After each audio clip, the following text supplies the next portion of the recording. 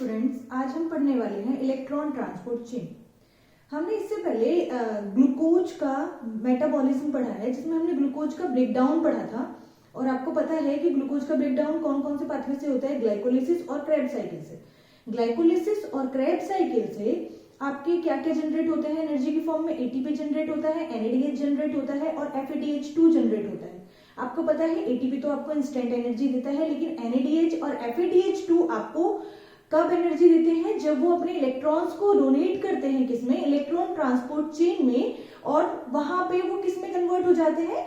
ATP में convert हो जाते हैं इलेक्ट्रॉन ट्रांसपोर्ट चेन के थ्रू, तब वो आपको एनर्जी देते हैं। ठीक है, अब हम बात करते हैं कि ये इलेक्ट्रॉन ट्रांसपोर्ट चेन आपका कहाँ पे होता है और किस तरीके से कौन कौन से इलेक्ट्रॉन ट्रांसपोर्टर्स यहाँ पे इन्वॉल्व होते हैं, कौन कौन से कॉम्प्लेक्सेस काम करते हैं इलेक्ट्रॉन को ट्रांसपोर्ट करने में, और आपके एनएडीएच और एफएडीएच2 से इलेक्ट्रॉन लेके उनसे किस तरीके से एटीपी का कन्वर्जन होता है, इस पाथवे को पढ़ते हैं हम।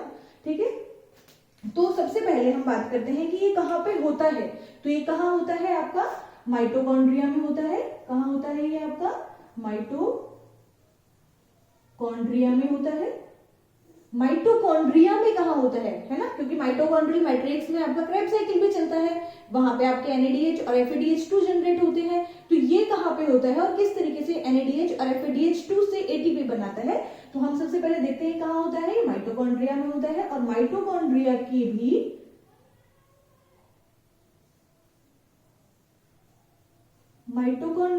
कहाँ होता है? ये इनर माइटोकॉन्ड्रियल मेम्ब्रेन में। ये क्या है? आपकी आउटर माइटोकॉन्ड्रियल मेम्ब्रेन। ये क्या है? आपकी इनर माइटोकॉन्ड्रियल मेम्ब्रेन। और ये क्या है? आपका बीच में इंटर मेम्ब्रेन स्पेस। ये क्या है? आपका इंटर मेम्ब्रेन स्पेस। आपके जो कॉम्प्लेक्सेस होते हैं जो इलेक्ट्रॉन ट्रांसपोर्ट चेन को करवाते हैं, वो कहाँ प्रेजेंट होते हैं? वो आपके इस इनर माइटोकॉन्ड्रियल मेम्ब्रेन में प्रेजेंट होते हैं। ठीक है, तो हम उनको देखेंगे कहाँ पे? यहाँ पे हम इनको दिखाते हैं कि कौन कौन से कॉम्प्लेक्सेस होते हैं और वो कैसे प्रेजेंट होते हैं। तो हम बना लेते हैं, है ना। ये है आपका क्या? ये है आपकी आउटर मेम्ब्रेन। ठीक है, और ये बनाई हमने आपकी इनर मेम्ब्रेन, है ना। ये क्या हो गई आपकी आउटर मेम्ब्रेन, ये क्या हो गई आपकी इनर माइटोकॉन्ड्रियल मेम्ब्रेन, और ये क्या है? आपका इंटर मेम्ब्रेन स्पेस। ठीक है, और यहां पे क्या है? आपकी मैट्रिक्स है। आपके जो फैक्टर, आपके जो कॉम्प्लेक्सेस होते हैं, वो कॉम्प्लेक्सेस आपके कहां पे प्रेजेंट होते हैं? कॉम्प्लेक्सेस प्रेजेंट होते हैं आपके इस इनर माइटोकॉन्ड्रियल मेम्ब्रेन में। कितने कॉम्प्लेक्सेस होते हैं? 4 कॉम्प्लेक्सेस होते हैं। कितने कॉम्प्लेक्सेस होते हैं? आपके 4 कॉम्प्लेक्सेस होते हैं, जो कहां प्रेजेंट होते हैं? आपके ये है कॉम्प्लेक्स फर्स्ट, उसके बाद आता है आपका कॉम्प्लेक्स सेकेंड, कॉम्प्लेक्स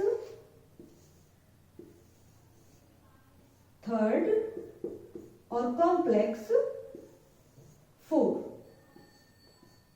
ये 4 कॉम्प्लेक्सेस आपके प्रेजेंट होते हैं कहां पे? आपके इनर माइटोकॉन्ड्रियल मेम्ब्रेन में। कहां प्रेजेंट होते हैं? आपके इनर माइटोकॉन्ड्रियल मेम्ब्रेन में ये चारों कॉम्प्लेक्सेस आपके प्रेजेंट होते हैं। ये कॉम्प्लेक्सेस क्या हैं, ये किस चीज से मिलके बने हैं, इनके बारे में हम बात कर लेते हैं।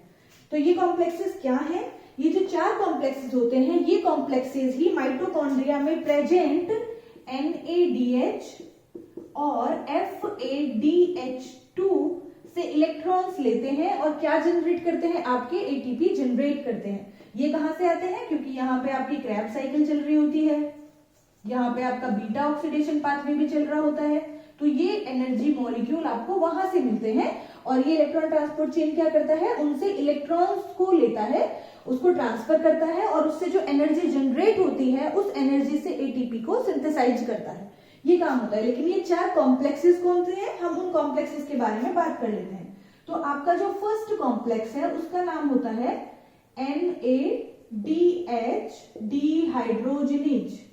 क्या नाम है उसका? NADH dehydrogenase. और ये किससे मिलके बना हुआ होता है? ये मिलके बना हुआ होता है FMN और आयरन सल्फर सेंटर्स। FMN क्या है? फ्लेविन मोनोन्यूक्लियोटाइड और आयरन सल्फर सेंटर से मिलके बना हुआ होता है इसको आप NADH डिहाइड्रोजिनेज और इसको आप NADH ऑक्सीडो रिडक्टेज के नाम से भी जानते हैं, क्योंकि यहाँ पे जो रिएक्शंस हो रही होती हैं वो कौन सी रिएक्शंस होती हैं आपकी ऑक्सीडेशन रिडक्शन रिएक्शंस होती हैं। अब हम बात करते हैं सेकेंड कॉम्प्लेक्स की। सेकेंड कॉम्प्लेक्स होता है आपका सक्सिनेट डिहाइड्रोजिनेज। कौन है सक्सिनेट डिहाइड्रोजिनेज? यहाँ पे कौन प्रेजेंट होता है आपका आयरन सल्फर प्रोटीन प्रेजेंट होता है सक्सिनेट डिहाइड्रोजिनेज कॉम्प्लेक्स में। और थर्ड कॉम्प्लेक्स कौन है आपका? थर्ड कॉम्प्लेक्स होता है आपका साइटोक्रोम रिडक्टेज। क्या होता है? Cytochrome reductase. और इसको आप जानते हैं Q cytochrome C oxido reductase के नाम से भी जानते हैं। ऑक्सीडो, इसको मैं हटा देती हूं, किससे? ऑक्सीडो रिडक्टेज के नाम से भी जानते हैं। और ये किस किस से मिलके बनता है? ये मिलके बनता है आपका किस किस से? इसके अंदर प्रेजेंट होते हैं आपके साइटोक्रोम सी, साइटोक्रोम बी और साइटोक्रोम C1 से ये मिलके बना होता है। इसके बाद आते हैं हम फोर्थ कॉम्प्लेक्स पे। और फोर्थ कॉम्प्लेक्स क्या है आपका? फोर्थ कॉम्प्लेक्स का नाम है cytochrome C oxidase. Cytochrome C oxidase. और ये मिलके बना हुआ होता है आपका copper centre A, copper centre B, cytochrome A और साइटोक्रोम A3 से, साइटोक्रोम A और साइटोक्रोम A3 से मिलके बना होता है। तो ये आपके चार कॉम्प्लेक्सेस होते हैं जो मैंने यहाँ फर्स्ट, सेकंड, थर्ड और फोर्थ में लिखे हैं। ये चार कॉम्प्लेक्सेस कौन से होते हैं आपके? फर्स्ट होता है NADH डिहाइड्रोजिनेज, फर्स्ट कॉम्प्लेक्स, जो किससे मिलके बना हुआ होता है? हम इसके अंदर लिख देते हैं किससे मिलके बना है ये। इसमें क्या होते हैं आपके FMN होता है, आयरन सल्फर सेंटर्स होते हैं। क्या होते हैं? आयरन सल्फर सेंटर्स होते हैं। ये प्रेजेंट होते हैं किसमें आपके? फर्स्ट, जिसे आप किस नाम से जानते हैं? NADH डिहाइड्रोजिनेज के नाम से जानते हैं। आते हैं हम किस पे? सेकेंड कॉम्प्लेक्स पे, जिसका नाम क्या है? Succinate dehydrogenase. ये किससे, किस चीज का बना हुआ होता है? इसमें क्या प्रेजेंट होता है? आयरन सल्फर सेंटर्स प्रेजेंट होते हैं। और इसके साथ ही यहाँ पे प्रेजेंट होता है यूबिक्विनोन। क्या प्रेजेंट होता है यहाँ पे? यूबिक्विनोन प्रेजेंट होता है। इसके बाद आते हैं हम थर्ड कॉम्प्लेक्स, जिसे आप किस नाम से जानते हैं? साइटोक्रोम रिडक्टेज या Q cytochrome C oxido reductase के नाम से जानते हैं। ये किस किस से मिलके बना होता है? ये मिलके बना होता है आपका साइटोक्रोम C1, साइटोक्रोम B और यहाँ पे प्रेजेंट होता है आपका साइटोक्रोम C। ठीक है, अब आते हैं हम किस पे? फोर्थ कॉम्प्लेक्स पे, साइटोक्रोम C ऑक्सीडेज। ये किससे मिलके बना हुआ होता है? Copper centre A type, cytochrome A, copper centre B और साइटोक्रोम A3 से। ठीक है, तो हमने चारों कॉम्प्लेक्सेस के बारे में देख लिया। चारों कॉम्प्लेक्सेस कौन कौन से हैं आपके? First complex NADH dehydrogenase, second complex succinate dehydrogenase, third complex क्या है आपका? साइटोक्रोम रिडक्टेज और फोर्थ कॉम्प्लेक्स क्या है आपका? Cytochrome C oxidase. ठीक है, अब ये कैसे काम करते हैं, किस तरीके से ये इलेक्ट्रॉन्स को ट्रांसफर करते हैं, उन इलेक्ट्रॉन के ट्रांसफर करने से क्या होता है, हम वो प्रोसेस को एक बार समझ लेते हैं। ठीक है, अब आपको इजीली समझ आना चाहिए कहाँ पे हो रही है प्रोसेस। प्रोसेस हो रही है आपकी कहाँ पे? ये कहाँ है आपके? माइटोकॉन्ड्रिया में। माइटोकॉन्ड्रिया की इनर माइटोकॉन्ड्रियल मेम्ब्रेन में। ये जो आपके NADH कहाँ पे प्रेजेंट है? NADH और FADH2 मैट्रिक्स में प्रेजेंट है। और मैट्रिक्स के बाद क्या आती है आपकी? इनर माइटोकॉन्ड्रियल मेम्ब्रेन होती है, जहां पे ये आपके कॉम्प्लेक्सेस होते हैं और ये क्या काम करते हैं हम उसके बारे में बात करते हैं। तो आपका फर्स्ट कॉम्प्लेक्स क्या नाम है उसका? NADH dehydrogenase. जैसे इसका नाम है वैसा ही इसका काम है। ये क्या करता है? ये जो क्रैब साइकिल से आपको NADH मिलता है, ये इस NADH से क्या लेता है? इलेक्ट्रॉन लेता है और इसका कन्वर्जन किसमें कर देता है? आपका NADH को कन्वर्ट कर देता है किसमें? NAD प्लस में कन्वर्ट कर देता है। और यहां से जो इलेक्ट्रॉन्स होते हैं वो किसके पास जाते हैं? FMN के पास। FMN उन्हें किसके पास ट्रांसफर कर देता है, आयरन सल्फर सेंटर्स के पास, और आयरन सल्फर सेंटर्स उन्हें किसके पास ट्रांसफर कर देते हैं, यूबिक्विनोन के पास, और ये क्या बन जाता है आपका QH2। यूबिक्विनोन किस में कन्वर्ट हो जाता है, डाइहाइड्रो यूबिक्विनोन में कन्वर्ट हो जाता है। फर्स्ट कॉम्प्लेक्स क्या काम करता है, NADH से इलेक्ट्रॉन लेता है और उन इलेक्ट्रॉन को कहां ट्रांसफर कर देता है, यूबिक्विनोन के पास, जिसमें उसका कन्वर्जन किस में हो जाता है, आपके डाइहाइड्रो यूबिक्विनोन में हो जाता है। मतलब सिंपली क्या रिएक्शंस हो रही है, ऑक्सीडेशन और रिडक्शन रिएक्शंस हो रही है। ठीक है, NADH ने इलेक्ट्रॉन्स को लूज किया, मतलब इसका क्या हुआ, ऑक्सीडेशन हुआ। FMN ने या आपके यूबिक्विनोन ने एक्सेप्ट किया तो उसका क्या हुआ, रिडक्शन हुआ। सिंपली कौन सी रिएक्शंस हो रही है आपकी, ऑक्सीडेशन रिडक्शन रिएक्शंस हो रही है। ये जो ऑक्सीडेशन रिडक्शन रिएक्शंस होती हैं, इनकी वजह से यहाँ पे एनर्जी जनरेट होती है, और उस एनर्जी की वजह से, क्योंकि यहाँ पे H+ आयंस प्रेजेंट होते हैं, और ये H+ आयंस आपके यहां से कहां पंप हो जाते हैं, आपकी इनर माइटोकॉन्ड्रियल इंटरमेम्ब्रेन स्पेस में पंप हो जाते हैं। तो जो आपका फर्स्ट कॉम्प्लेक्स होता है, फर्स्ट कॉम्प्लेक्स से जो ऑक्सीडेशन रिडक्शन रिएक्शंस होती हैं, उससे जो एनर्जी जनरेट होती है, उससे 4 प्रोटॉन आपके कहां पंप हो जाते हैं, इनर इंटरमेम्ब्रेन स्पेस में पंप हो जाते हैं। फर्स्ट कॉम्प्लेक्स का काम खत्म। सेकेंड कॉम्प्लेक्स पे आते हैं। सेकेंड कॉम्प्लेक्स का नाम क्या है, सक्सिनेट डीहाइड्रोजिनेज। मतलब ये किस में काम करता है, आपको पता है कि आपकी कौन सी रिएक्शंस होती है, जहां पे सक्सिनेट का कन्वर्जन किसमें होता है, सक्सिनेट का कन्वर्जन होता है फ्यूमरेट में, और यहां पे आपको क्या होता है, FADH2 बनता है, FADH2 बनता है। तो ये क्या करता है, इस FADH2 को ऑक्सीडाइज करता है और उन इलेक्ट्रॉन्स को कहां पे ट्रांसफर कर देता है, ये आयरन सल्फर सेंटर्स पे। ये किसको किसके लेता है, सक्सिनेट डीहाइड्रोजिनेज। सक्सिनेट से जो FADH2 बनता है उससे इलेक्ट्रॉन्स लेता है, उनको कहां ट्रांसफर कर देता है, ये आपके यूबिक्विनोन के पास, और किसमें कन्वर्जन हो जाता है, डाइहाइड्रो यूबिक्विनोन में कन्वर्ट हो जाता है। यहाँ पे कोई भी प्रोटॉन आपके पंप नहीं होते हैं। आगे चलते हैं हम।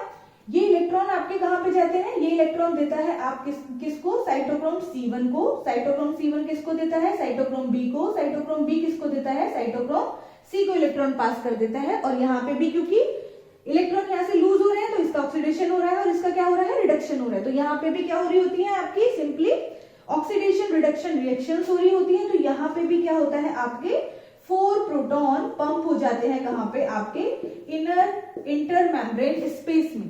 ठीक है, फोर्थ कॉम्प्लेक्स पे आते हैं। C किसको दे देता है, कॉपर सेंटर A को। कॉपर सेंटर A किसको देता है, साइटोक्रोम A को इलेक्ट्रॉन पास करता है, वो किसको करता है, कॉपर सेंटर B को इलेक्ट्रॉन पास करता है, वो किसको कर देता है, साइटोक्रोम A3 को इलेक्ट्रॉन पास कर देता है। और यहां से इलेक्ट्रॉन किसके पास जाते हैं, फोर्थ कॉम्प्लेक्स से इलेक्ट्रॉन जाते हैं किसके पास में, यहाँ पे प्रेजेंट होता है 1/2 ऑक्सीजन प्लस 2H+ आयंस, और क्या बन जाता है आपका, वाटर मॉलिक्यूल बन जाता है। ठीक है, तो यहाँ पे क्योंकि 2 आपके प्रोटॉन यहाँ पे यूज हो जाते हैं, और यहाँ पे क्योंकि एनर्जी 2 इलेक्ट्रॉन की एनर्जी आपकी यहाँ पे भी यूटिलाइज हो गई, तो इसलिए यहाँ पे सिर्फ कितने, 2 प्रोटॉन ही यहाँ पे पास हो पाते हैं। तो इस तरीके से ये जो चारों कॉम्प्लेक्सेस हैं, इलेक्ट्रॉन्स का क्या करते हैं, एक दूसरे को ट्रांसफर करते हैं। क्या होता है, NADH फर्स्ट कॉम्प्लेक्स क्या करता है, NADH से इलेक्ट्रॉन लेता है, किसको देता है, यूबिक्विनोन को देता है, जिसका कन्वर्जन किसमें हो जाता है, डाइहाइड्रो यूबिक्विनोन में हो जाता है। सेकेंड कॉम्प्लेक्स क्या करता है, सक्सिनेट से फ्यूमरेट में जब FADH2 बनता है, उससे इलेक्ट्रॉन लेता है, उन्हें भी किसको दे देता है, यूबिक्विनोन को दे देता है, और आपका क्या बन जाता है, डाइहाइड्रो यूबिक्विनोन बन जाता है। ठीक है, ये डाइहाइड्रो यूबिक्विनोन अपने इलेक्ट्रॉन किसको दे देता है, कॉम्प्लेक्स थर्ड यानी कि साइटोक्रोम रिडक्टेज को दे देता है, जहां पे C1 से साइटोक्रोम B और साइटोक्रोम C के पास जाते हैं इलेक्ट्रॉन।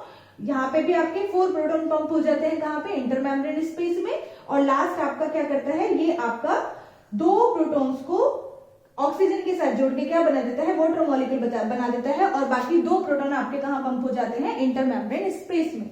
तो इस तरीके से आपके इलेक्ट्रॉन्स का क्या होता है, फ्लो होता है, कहां से, आपके NADH और FADH से निकलने वाले इलेक्ट्रॉन्स का। अब ये हो क्यों रहा है, मेन क्वेश्चन क्या आता है, ये क्यों हो रहा है, ये प्रोटॉन पंप हो रहे हैं, इनका क्या क्या फंक्शन है, ऐसा क्या होता है इनसे। तो ये जो प्रोटॉन पंप होते हैं, इनकी वजह से ही आपका ATP जनरेट होता है। कैसे जनरेट होता है वो हम आगे देखते हैं। तो क्या होता है, क्योंकि यहाँ से प्रोटॉन कॉन्टिन्यूस चल रही है, कॉन्टिन्यूस आपकी क्रेब्स साइकिल चल रही होती है, बीटा ऑक्सीडेशन पाथवे चल रहा होता है, कॉन्टिन्यूस NADH बन रहे होते हैं, FADH2 बन रहे होते हैं। तो क्या होता है, ये कॉन्टिन्यूस कहाँ जा रहे होते हैं, आपके यहाँ पे, ये आपके कॉन्टिन्यूस इलेक्ट्रॉन जा रहे होते हैं और कॉन्टिन्यूस आपके प्रोटॉन पंप हो रहे होते हैं कहाँ पे, इंटरमेम्ब्रेन स्पेस में। तो जब ये कॉन्टिन्यूस आपके इंटरमेम्ब्रेन स्पेस में प्रोटॉन पंप होते रहते हैं, तो यहाँ पे क्या होता है, इंटरमेम्ब्रेन स्पेस में प्रोटॉन का जो कॉन्सेंट्रेशन होता है वो काफी हाई हो जाता है। क्या हो जाता है, यहाँ पे इंटरमेम्ब्रेन स्पेस में प्रोटॉन का कॉन्सेंट्रेशन कैसा हो जाता है, हाई हो जाता है। किसके कंपैरिजन में, मैट्रिक्स के कंपैरिजन में, जिससे एक ग्रेडियंट यहाँ पे जनरेट होता है, जिसे आप किस नाम से जानते हैं, इलेक्ट्रोकेमिकल ग्रेडियंट,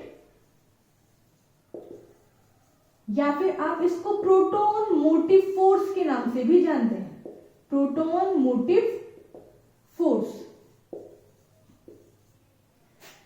ठीक है, अब होता क्या है, जब यहाँ पे ये इलेक्ट्रोकेमिकल ग्रेडियंट जनरेट होता है या प्रोटॉन मोटिव फोर्स जनरेट होता है, किसकी वजह से, आपके H+ आयंस की वजह से। तो यहाँ पे क्योंकि प्रोटॉन का जो कॉन्सेंट्रेशन है यहाँ पे हाई है और मैट्रिक्स में क्या है, लो है, तो इनको वापस कहाँ पे आना है, वापस इनको आना चाहते हैं, ये कहाँ पे, वापस ही मैट्रिक्स में आना चाहते हैं। लेकिन क्योंकि आपकी जो इनर माइटोकॉन्ड्रियल मेम्ब्रेन होती है वो आपकी इम्परमिएबल होती है आयंस के लिए, तो ये डायरेक्टली नहीं आ सकते। तो यहाँ पे एक ट्रांसपोर्टर काम करता है जो इन प्रोटॉन्स को कहाँ पे लेके आता है, आपके वापस से मैट्रिक्स में लाने का काम करता है। और उस ट्रांसपोर्टर का क्या नाम है, उस ट्रांसपोर्टर का नाम है आपका ATP सिंथेज एंजाइम। क्या नाम है उसका, ATP सिंथेज एंजाइम। ये जो ATP सिंथेज एंजाइम होता है, ये इन प्रोटॉन को कहां पे लेके आता है, मैट्रिक्स में लेके आता है। क्योंकि इन प्रोटॉन का कॉन्सेंट्रेशन यहाँ पे हाई होता है, तो ये एक फोर्स के साथ ATP सिंथेज को एक्टिवेट करते हैं। ATP सिंथेज जैसे ही एक्टिवेट होता है तो इसकी साइड पे क्या हो जाता है, फॉस्फोराइलेशन हो जाता है, और उस फॉस्फोराइलेशन की वजह से यहाँ पे ADP का कन्वर्जन किसमें हो जाता है, यहाँ पे ADP का कन्वर्जन किसमें हो जाता है, आपके ATP में हो जाता है। किसकी वजह से होता है, ये जो प्रोटॉन फोर्स है, प्रोटॉन की वजह से जो यहाँ पे इलेक्ट्रोकेमिकल ग्रेडियंट या प्रोटॉन मोटिव फोर्स जनरेट हो रहा है, उसकी वजह से ये प्रोटॉन कहाँ आते हैं, हाई प्रेशर के साथ में ATP सिंथेज से होते हुए एक टनल की तरह काम करता है आपका ATP सिंथेज, जिससे होते हुए कहाँ पे आते हैं, मैट्रिक्स में आते हैं। और इस फोर्स की वजह से ये ATP सिंथेज आपका मूव करता है, जिसकी वजह से जो ATP होता है उसका फॉस्फोराइलेशन हो जाता है और किसमें कन्वर्ट हो जाता है, वो ATP में कन्वर्ट हो जाता है। तो इस तरीके से आपके इलेक्ट्रॉन्स की वजह से, आपके इलेक्ट्रॉन के पास होने की वजह से, ऑक्सीडेशन रिडक्शन रिएक्शंस की वजह से जो फोर्स जनरेट होता है, उसकी वजह से ATP की सिंथेसिस होती है। तो इस तरीके से आपकी ATP की सिंथेसिस होती है। मैं ये आपको ATP सिंथेज किस तरीके से काम करता है, किस तरीके से ये आपके H+ ions inner membrane space से आपके मैट्रिक्स में आते हैं, ये मैं आपको डिटेल में समझाऊंगी नेक्स्ट वीडियो में। अभी के लिए आप सिर्फ इतना समझिए कि यहाँ पे इस तरीके से आपका ATP जनरेट हो जाता है। अब आगे क्या होता है, हम उसके बारे में बात कर लेते हैं थोड़ा सा।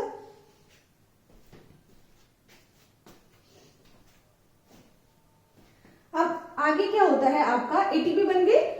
अब हम बात करते हैं एनर्जी कैलकुलेशन की। किसकी बात करते हैं हम आगे, एनर्जी कैलकुलेशन की बात कर लेते हैं कि आपको कितनी एनर्जी मिलती है इलेक्ट्रॉन ट्रांसपोर्ट चेन से एक ग्लूकोज मॉलिक्यूल के बर्न होने से आपको टोटल कितनी एनर्जी मिलती है, हम उसके बारे में बात कर लेते हैं यहाँ पे। तो ATP बन गया। अब यहाँ पे एक थ्योरी आई थी जिसके थ्रू ये बताया गया था कि एक ATP, ये जो आपके 4+4+2 यानी कि 10 हाइड्रोजन H+ आयंस से 10, यहां पे बताया गया था कि 4H+ आयंस एक ATP बनाने के लिए होते हैं।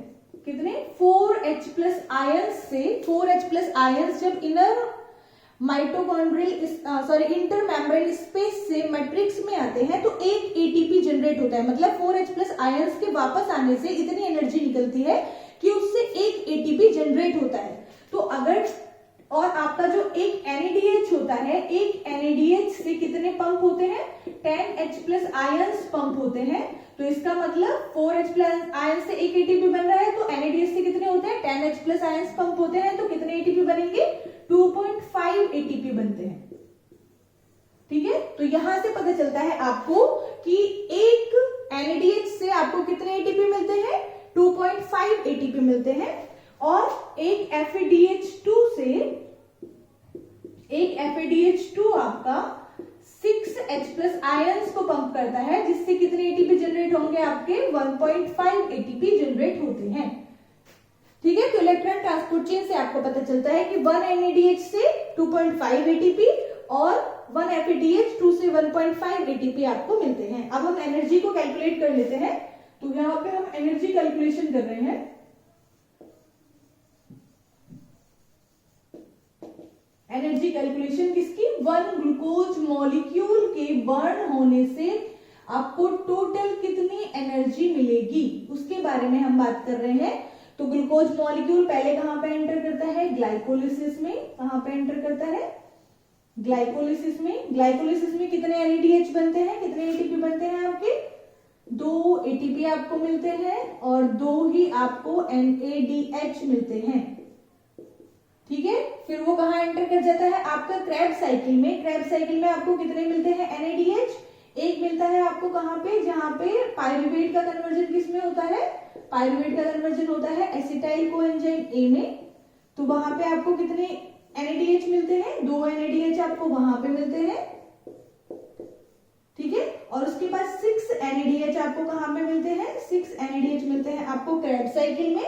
2 FADH2 मिलते हैं आपको क्रेब्स साइकिल में और 2 ही आपको GTP मिलते हैं क्रेब्स साइकिल में। तो एक ग्लूकोज मॉलिक्यूल के बर्न होने से आपको टोटल कितनी एनर्जी मिलती है? तो हम अगर इस एनर्जी को कैलकुलेट करें तो कितने एटीपी आपको मिले, क्योंकि ये कहां चले जाते हैं? आपके इस इलेक्ट्रॉन ट्रांसपोर्ट चेन में जाके क्या दे देते हैं? आपको एटीपी दे देते हैं। तो हम यहाँ पे कैलकुलेट कर लेते हैं। 2 एटीपी मतलब 2 एटीपी के इक्विवेलेंट होगा। 2 NADPH मतलब 2 इंटू 2.5 इक्वल्स टू 5 एटीपी। ठीक है, 2 NADH2 मतलब 5 एटीपी यहाँ पे। किससे? जब आपका पायरुवेट से एसिटाइल कोएंजाइम A बनेगा, उसके बाद क्रेब्स साइकिल। क्रेब्स साइकिल में कितने? 6 इंटू 2.5 एटीपी मतलब कितने हो जाएंगे? 15 एटीपी। 15 एटीपी आपको यहां पे मिल जाते हैं। FADH2 से कितने मिलेंगे? 2 FADH2 है, 2 इंटू 1.5 इक्वल्स टू 3 एटीपी आपको यहां पे मिल जाते हैं। और आपके कितने? 2 GTP कितने के इक्विवेलेंट होते हैं? 2 ATP के इक्विवेलेंट होते हैं। तो इस तरीके से आपके कितने एटीपी हो गए टोटल? काउंट कर लीजिए कितने हो गए?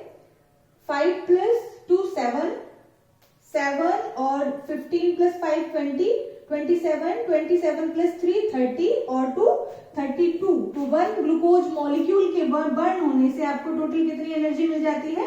32 एटीपी की एनर्जी मिल जाती है। तो इस तरीके से इलेक्ट्रॉन ट्रांसपोर्ट चेन आपका NADH और FADH2 से इलेक्ट्रॉन लेके उसको किसमें? एटीपी में कन्वर्ट करता है। और ये एटीपी की सिंथेस की हेल्प से कैसे होती है, ये मैं आपको नेक्स्ट वीडियो में बताऊंगी कि ये एटीपी सिंथेस जो होता है वो किस तरीके से फंक्शन करता है। Thank you. अगर आपको वीडियो पसंद आई हो तो आप लाइक, शेयर और सब्सक्राइब करें। Thank you.